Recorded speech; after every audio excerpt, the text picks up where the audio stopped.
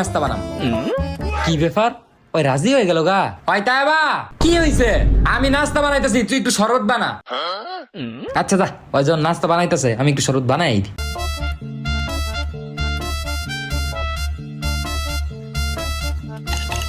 কই বানাইছস? হ্যাঁ বানাইছি। আচ্ছা দে। তুই নাস্তা বানাস নাই?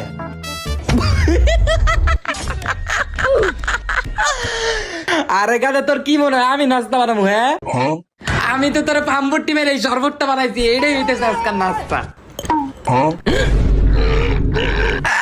আমি জানতাম তুই এমনই কিছু একটা করবি, হেল লাগে আমি শরবতের মধ্যে নুন নুন দিয়ে বিট বানায় থয়ে দিচ্ছি।